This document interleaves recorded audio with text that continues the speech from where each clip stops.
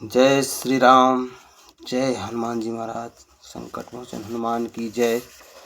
राधे कृष्णा। सभी भाई बहनों को मेरा सादर प्रणाम। मैं हूं पंडित सचिन मिश्रा। आज आप लोगों के लिए लाया हूं जीवन उपयोगी कुछ आवश्यक बातें, जिसके पालन करने से हमारे जीवन की कुछ कमियां जो खत्म होती हैं, हमारे वेदों और शास्त्रों के अनुसार जो कहे जाते हैं उनके अनुसार रहने से हम निरोग भी रहते हैं और हमारे जीवन सारा दिन भर पूरी उम्र सही सलामत गुजरती है। तो आइए हम आपको बताते हैं जीवन उपयोगी कुछ आवश्यक बातें। इससे पहले वीडियो हम शुरू करें, आप लोगों से रिक्वेस्ट है कि हमारी वीडियो को लाइक करें, सब्सक्राइब करें और ज़्यादा से ज़्यादा शेयर करें। धन्यवाद। तो हम शुरू करते हैं आज का वीडियो। जीवन उपयोगी कुछ आवश्यक बातें।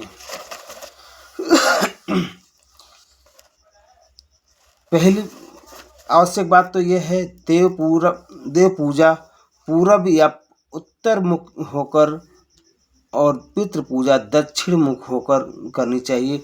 लोग पूछते हैं कि हम किस मुख खड़े हो, किधर को खड़े होकर, हमारा मुख किधर को हो कि हम जो देव पूजा करें या पितृ पूजा हम किस मुख होकर पूजा करते हैं। उसके लिए हम भाइयों के लिए बताना चाहते हैं कि देव पूजा करने के लिए पूर्व और पश्चिम की ओर मुख करके पूजा करनी चाहिए। पितृ पूजा दक्षिण मुख खड़े होकर करनी चाहिए। भगवान को अगर हम कुछ अर्पित करते हैं, घर में पूजा करते हैं, कलश रखते हैं, तो खास करके तांबे का बर्तन हर देवता को, हर भगवान को अच्छा लगता है। तो उनके लिए तांबा मंगल स्वरूप, पवित्र एवं भगवान को बहुत प्रिय है। तांबे के पात्र में रखकर वस्तु भगवान को अर्पित की जाती है, उसमें भगवान बड़ी प्रसन्नता होती है। इसलिए भगवान को जल अथवा कोई खाद्य पदार्थ जो भी हम अर्पण करें, तांबे के पात्र में अर्पण करें, उससे भगवान स्वीकार करते हैं। सदा पूर्व दक्षिण की तरफ सिर करके सोएं। उत्तर या पश्चिम की तरफ सिर करके सोने से आयु की क्षीण होती है, शरीर में रोग उत्पन्न होते हैं। भाइयों, लोग कहते हैं कि हम किधर को सर करें, किस साइड में पैर करें, हमारे शरीर में अनेकों बीमारियां उत्पन्न होती हैं। तो अगर हम अपने वेदों के अनुसार, अपने शास्त्रों के अनुसार सोते हैं या रहते हैं, अपनी जीवनचर्या करते हैं, तो बहुत अच्छा होता है। हम शास्त्र कहता है कि पूर्व या दक्षिण की दिशा में हमारा सर हर वक्त सर होना चाहिए और पश्चिम और उत्तर की दिशा में हमारा पैर होना चाहिए। अगर हम सर को पश्चिम दिशा में, पूर्व दिशा में करके सोते हैं, तो उससे हमारी विद्या बढ़ती है और दक्षिण की तरफ सिर करके सोने से धन और आयु की वृद्धि होती है। पश्चिम की तरफ सिर करके सोने से प्रबल चिंता होती है। उत्तर की तरफ सिर करके सोने से हानि तथा मृत्यु होती है, अर्थात आयु क्षीण होती है। 5वां नंबर है बांस या प्लास की लकड़ी पर कभी नहीं सोना चाहिए। अगर हमारे घर में बांस की कोई चीज़ बनी है या प्लास की लकड़ी का बनी हुई है, तो कृपया उस पर ना सोएं, उससे बहुत ही नुकसानदायक होता है। दिन में और सूर्योदय के बाद सोने से आयु क्षीण करने वाला है। प्रातः काल एवं रात्रि के आरंभ में भी नहीं सोना चाहिए। हमने देखा है लोगों के घर में जब मर्जी आए तभी सो जाते हैं। तो भाइयों, कभी भी हम सूर्योदय के उपरांत सोने से उम्र क्षीण होती है, हमारी धन घटती है, हमारी विद्या घटती है। इसलिए सूर्योदय के उपरांत न सोएं और सूर्य अथवा भोजन सदा पूर्व अथवा उत्तर की ओर मुँह करके करना चाहिए। भोजन करने का सही दिशा होती है पूरब या उत्तर। हम जब भी भोजन करें पूरब उत्तर करके अगर भोजन करते हैं, तो हमारे घर में धन धान्य सुख की प्राप्ति होती है, संतोष बढ़ता है। भोजन सदा परोसे हुए अन्न की निंदा नहीं करनी चाहिए।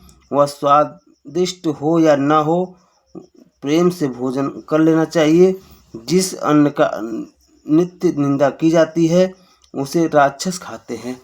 भाइयों, घर में जैसा भी भोजन बना हो, चाहे उसमें स्वाद हो या ना हो, भोजन की निंदा नहीं करनी चाहिए। भोजन की निंदा करने से अन्नपूर्णा देवी जो है नाराज होती हैं। उस भोजन को असुर कहते हैं, राक्षस सेवन करते हैं, ना कि इंसान या देवता। भोजन करते समय मौन रहना चाहिए। भोजन करते समय कभी बातें न करें, कभी ज़्यादा इधर की परंपरा न करें। एकदम शांत विचार से शांत होकर भोजन करें, उससे हमारी उम्र शरीर स्वस्थ रहता है। अधिक भोजन करना अयोग्य, आयु, स्वर्ण और पूर्ण का नाश करने वाला तथा लोक में निंदा कराने वाला है। इसलिए अति भोजन का परित्याग करना चाहिए। ज़्यादा भोजन नहीं करना चाहिए। ज़्यादा भोजन करने से हमारी लोग हमारी निंदा करते हैं, हमारा शरीर अयोग्य होता है। इसलिए ज़्यादा भोजन करने से परहेज होना चाहिए। थोड़ा भोजन करने वाले को 6 गुण प्राप्त होते हैं। जो कम भोजन करते हैं उसको 6 गुण उसके अंदर प्राप्त होते हैं। आरोग्य, आयु, बल और सुख तो मिलते ही है। उसके संतान सुंदर होते हैं तथा बहुत खाने वाला है। ऐसा कहकर लोग उस पर अपेक्षा नहीं करते।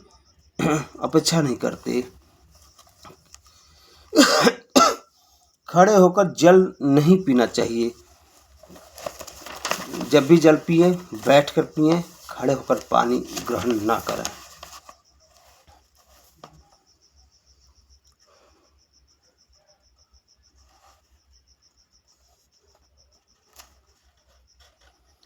जो एक हाथ से प्रणाम करता है उसके जीवन भर का किया हुआ पुण्य निष्फल हो जाता है और हमेशा दोनों हाथों से पैर छूकर ही प्रणाम करना चाहिए। हमने अक्सर देखा आजकल के ज़माने में लोग आते हैं एक हाथ से नमस्ते पंडित जी, नमस्ते साहब, ये गलत है। कभी भी एक हाथ से प्रणाम नहीं करना चाहिए, दोनों हाथ से पैर छूकर प्रणाम करना चाहिए।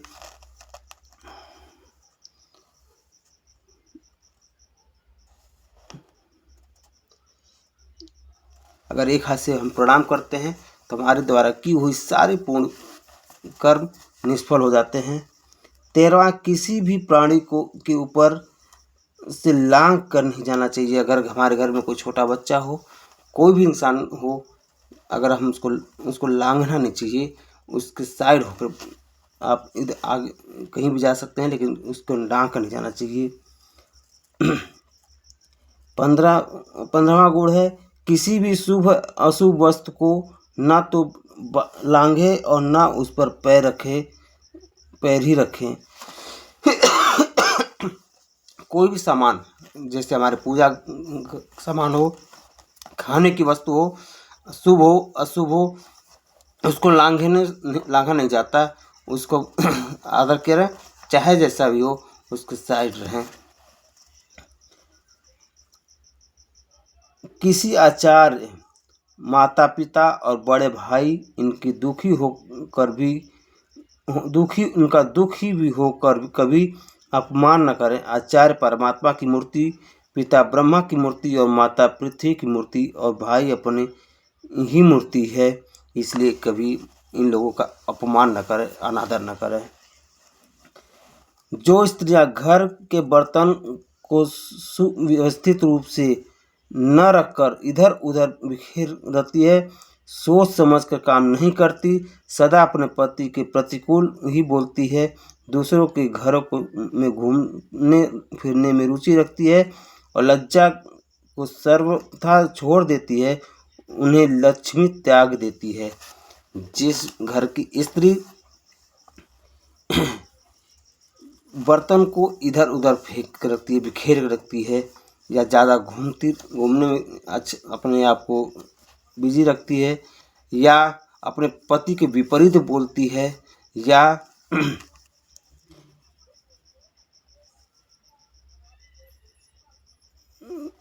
ऐसे किसी भी काम में उसका ज़्यादा रुचि है, वो लक्ष्मी स्वरूप नहीं कही जाती, उसका साथ लक्ष्मी छोड़ देती हैं।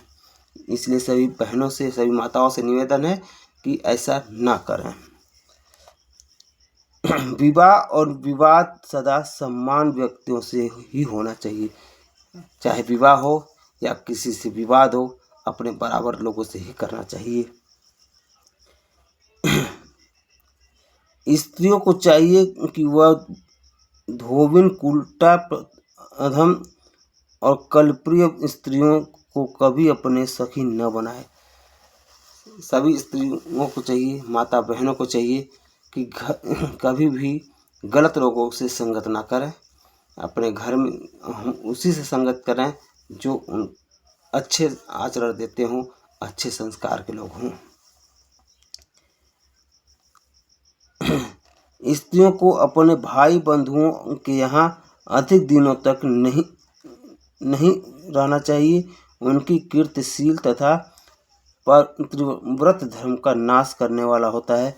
जो स्त्री ज़्यादा दिन तक अपने मायके में रहती है, उसके वहाँ से उसकी मानहानि होती है, साथ में अपने पति व्रत धर्म को भी नाश करती है। इसलिए ज़्यादा दिन तक अपने मायके में नहीं रहना चाहिए। रात्रि में भरपेट भोजन नहीं करना चाहिए। रात्रि को सोते समय भरपेट भोजन नहीं करना चाहिए। कम भोजन करें और स्वस्थ रहें।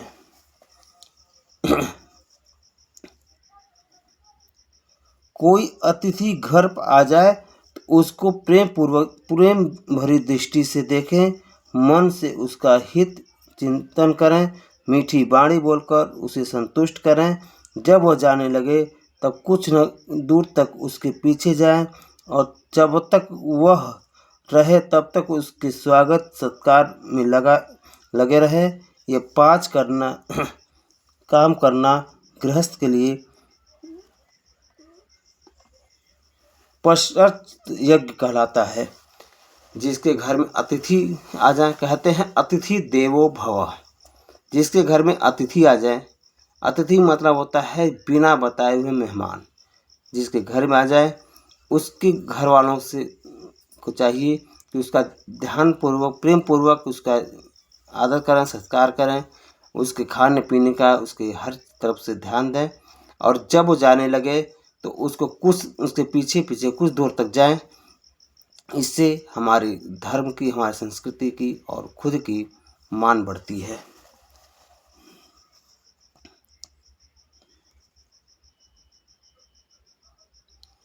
अपनी ही वाणी से अपने गुणों को वर्णन करना अपने ही हाथों अपनी हत्या करने के समान होती है। लोग कहते हैं अपनी बड़ाई करते नहीं थकते हैं। ये अपनी बड़ाई नहीं करनी चाहिए। लोग दूसरा अगर कोई बड़ाई करे तो अच्छा है। अपनी बड़ाई करने वाले लोग अपनी ही हत्या करने के समान करते हैं। इसलिए अपनी खुद की बड़ाई नहीं करनी चाहिए। स्वजनों के साथ विरोध, बलवान और साथ स्पर्धा और स्त्री, बालक, वृद्ध या मूर्ख के साथ विवाद कभी नहीं करना चाहिए। अपनों के साथ कभी विवाद नहीं करना चाहिए। बलवान के साथ कभी लड़ाई नहीं करना चाहिए। अगर अपने से बलवान है तो उसके साथ लड़ाई करने से अपनी ही नुकसान होती है, अपने आप को ही चोट पहुंचती है। स्त्री, बालक, वृद्ध और मूर्ख लोगों से कभी बात नहीं करनी चाहिए, उनसे कभी विवाद नहीं करनी चाहिए, उसे अपना ही नुकसान होता है।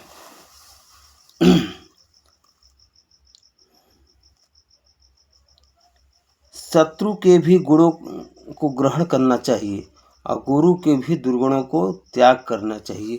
अगर शत्रु है उसकी अच्छाइयाँ हमें ग्रहण करनी चाहिए, चाहे वो हमारा शत्रु ही क्यों ना हो। और गुरु है तो उसके अंदर अगर कुछ बुराइयाँ हैं तो उस बुराइयों को हमें कभी नहीं त्याग करना चाहिए, चाहे वो हमारा गुरु ही क्यों ना हो। उसके अच्छाइयों को, किसी की भी अच्छाई को ग्रहण करो, बुराई को त्याग करो। स्त्री संग भोजन और मल मूत्र का त्याग सदा एकांत में करना चाहिए। स्त्री के संग रहना, भोजन मल मूत्र का त्याग एकदम एकांत में करना चाहिए, ना कि सबके सामने करना चाहिए। 4 लोगों के बीच 10 लोगों के बीच भोजन नहीं करना चाहिए, ना स्त्री के साथ रहना चाहिए, क्योंकि इससे हमारी मान मर्यादा सम्मान सब घटता है। छोटी छोटी बात के लिए शपथ नहीं लेनी चाहिए। व्यर्थ शपथ लेने वाला मनुष्य इंद्रलोक इलोक और परलोक में भी कष्ट नष्ट होता है। लोग छोटी छोटी बातों पे भी कसम खाते हैं, इसलिए सभी भाई बहनों से निवेदन है कि छोटी छोटी बातों पे कसम ना खाएं। उससे यहाँ पे तो उसका नष्ट होता ही है, परलोक में भी उसको संतुष्टि नहीं मिलती है। कुम्हड़ा काटने या फोड़ने वाली स्त्री और दीपक बुझाने वाला पुरुष कई जन्मों तक रोगी और दरिद्र होते हैं। कुम्हड़ा यानी कद्दू जिसको बोलते हैं, उसको स्त्री अगर काटती है या फोड़ती है और मर्द अगर चिराग को ठंडा करता है, उसको बुताता है, तो वो कभी भी स्वस्थ नहीं रहेगा, वो हर वक्त ही निरोगी रहेगा। ऐसा हमारा धर्म, हमारा वेद का क्या नाम है। इससे आगे की सारी बातें हम आपको बताएंगे नेक्स्ट पार्ट में। तब तक के लिए जय श्री राम, जय माता दी, हर हर महादेव, जय संकट मोचन हनुमान की जय।